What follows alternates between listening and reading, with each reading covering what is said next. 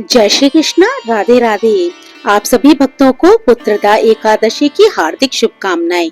आपका दिन शुभ और मंगलमय हो और भगवान की कृपा आपके समस्त परिवार पर सदा सर्वदा बनी रहे। प्रिय भक्तों, आज पुत्रदा एकादशी का पावन व्रत है। इस व्रत को करने से इंसान की समस्त बाधाएं दूर होती हैं और उनकी सभी मनोकामनाएं पूर्ण होती हैं।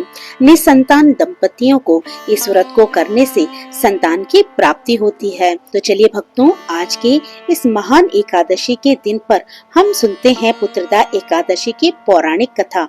अगर आपको ये कथा अच्छी लगे तो इसे लाइक कीजिएगा। आप मेरे चैनल पे नए हो तो प्लीज मेरे चैनल को सब्सक्राइब करना मत भूलिएगा। तो चलिए भक्तों, आज की कथा का श्रवण करते हैं। एकादशियों के महात्म्य का आनंद लेते हुए धनुर्धर अर्जुन ने कहा, हे प्रभु, ये कल्याणकारी एवं पुण्यदायी कथाएं सुनकर मेरे आनंद की सीमा नहीं है तथा मेरी जिज्ञासा बढ़ती जा रही है। हे कमल नयन, अब आप मुझे श्रावण माह के शुक्ल पक्ष की एकादशी की कथा सुनाने की कृपा करें। इस एकादशी का क्या नाम है तथा इसके व्रत का क्या विधान है, इसमें किस देवता का पूजन किया जाता है तथा इसका व्रत करने से किस फल की प्राप्ति होती है। श्री कृष्ण ने कहा, हे धनुर्धर, श्रावण मास के शुक्ल पक्ष की एकादशी की कथा के श्रवण मात्र से ही अनंत यज्ञ का फल प्राप्त होता है। हे पार्थ, द्वापर युग के आरंभ में ही महिष्मती नाम की एक नगरी थी। उस नगरी में महाजित नाम का एक राजा राज्य करता था। वह पुत्रहीन था, इसलिए वह सदा दुखी रहता था। उसे वह राज्य सुख एवं वैभव सभी कुछ अत्यंत ही कष्टदायक प्रतीत होते थे, क्योंकि पुत्र के बिना मनुष्य को इहलोक एवं परलोक दोनों में सुख नहीं मिलता। राजा ने पुत्र प्राप्ति के अनेक उपाय किए, किंतु उसका प्रत्येक उपाय निष्फल रहा। जैसे जैसे राजा महाजित वृद्धावस्था की ओर बढ़ता रहा, वैसे वैसे उसकी चिंता भी बढ़ती जा रही थी। एक दिन राजा ने अपनी सभा को संबोधित करके कहा, ना तो मैंने जीवन में कोई पाप किया है, ना ही अन्याय पूर्वक प्रजा का धन एकत्रित किया है, ना ही कभी प्रजा को कष्ट दिया है तथा ना कभी देवता एवं ब्राह्मणों को निरादर किया है। मैंने प्रजा का सदैव अपने पुत्र के समान पालन किया है, कभी किसी से ईर्ष्या भाव नहीं किया, सभी को एक समान समझा। मेरे राज्य में कानून भी ऐसे नहीं हैं जो प्रजा में अनावश्यक भय उत्पन्न करें। इस प्रकार धर्म युक्त राज्य करने पर भी मैं इस समय अत्यंत कष्ट भोग रहा हूँ। इसका क्या कारण है, मेरी समझ में कुछ नहीं आ रहा।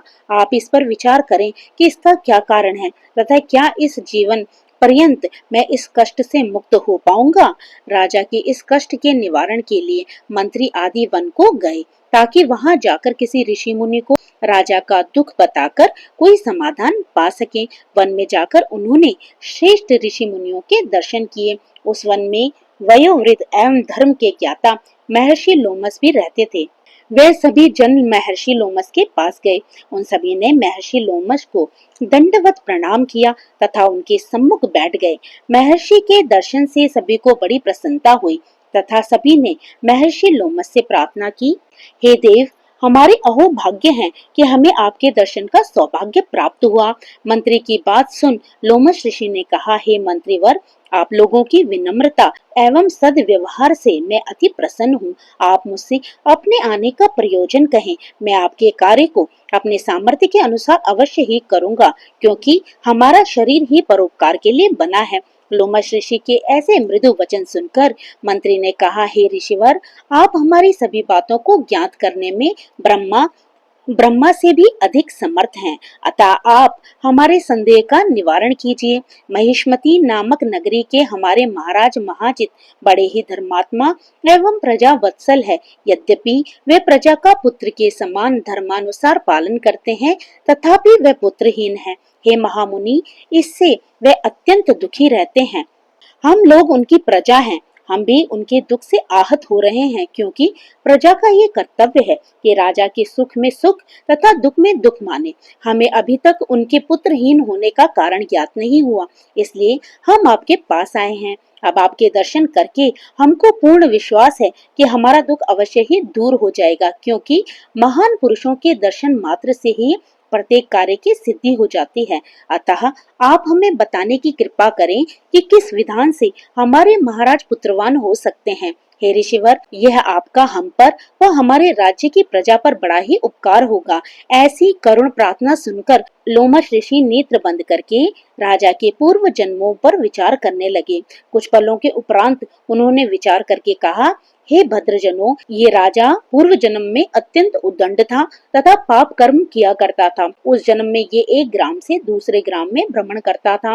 एक समय ज्येष्ठ माह के शुक्ल पक्ष की एकादशी के दिन की बात है। ये 2 दिन से भूखा था।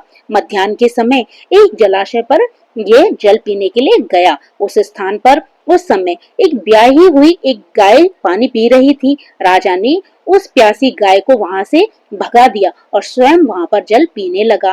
हे श्रेष्ठ पुरुषों, इसलिए राजा को ये कष्ट भोगने पड़ रहे हैं। एकादशी के दिन भूखा रहने का ये फल हुआ कि इस जन्म में वह राजा बना, लेकिन प्यासी गाय को जलाशय से भगाने के कारण वह पुत्रहीन हो गया। ये सुनकर सभी सभासद प्रार्थना करने लगे कि हे ऋषि, श्रेष्ठ शास्त्रों में ऐसा वर्णित है कि पुण्य से पाप नष्ट हो जाते हैं। अतः कृपा करके आप हमें कोई ऐसा उपाय बताइए जिससे हमारे राजा के पूर्व जन्म के पाप नष्ट हो जाएं तथा उन्हें पुत्र रत्न की प्राप्ति हो। सभासदों की प्रार्थना सुनकर लोमश मुनि ने कहा, हे श्रेष्ठ पुरुषों, यदि तुम सभी श्रावण मास के शुक्ल पक्ष की पुत्रदा एकादशी का व्रत एवं रात्रि जागरण करो तथा उस व्रत का फल राजा के निमित्त कर दो, तो तुम्हारे राजा के यहाँ पुत्र अवश्य ही उत्पन्न होगा। व्रत के फल स्वरूप राजा के सभी कष्टों का नाश हो जाएगा। इस उपाय को जानकर मंत्री सहित सभी जनों ने महर्षि को कोटि कोटि धन्यवाद दिया तथा उनका आशीर्वाद ग्रहण कर अपने राज्य में लौट आए। तदुपरांत उन्होंने लोमश ऋषि की आज्ञा के अनुसार पुत्रदा एकादशी का विधान पूर्वक व्रत किया तथा द्वादशी को उसका फल राजा को अर्पित कर दिया। इस पुण्य के प्रभाव से रानी ने गर्भ धारण किया तथा 9 माह पश्चात एक अत्यंत तेजस्वी पुत्र को जन्म दिया। हे पांडुपुत्र, इसलिए इस एकादशी का नाम पुत्रदा एकादशी पड़ा। पुत्र की इच्छा रखने वाले मनुष्य को विधान पूर्वक श्रावण माह के शुक्ल पक्ष की एकादशी का व्रत करना चाहिए। इस व्रत के प्रभाव से इहलोक में सुख एवं परलोक में स्वर्ग की प्राप्ति होती है। तो फिर ये कथा यहीं पर समाप्त होती है। कथा आपको कैसी लगी कमेंट करके बताइएगा। अच्छी लगी हो तो लाइक कीजिएगा। आप अगर मेरे चैनल पे नए हो और आपने ये पूरी कथा सुनी हो तो भक्तों, मेरे चैनल को सब्सक्राइब जरूर कीजिएगा ताकि इसी तरह की कथाएं आप आगे भी सुनते रहें। तो फिर प्रभु का नाम लेते रहिए, पुण्य के भागी बनते रहिए। जय श्री कृष्णा, राधे राधे।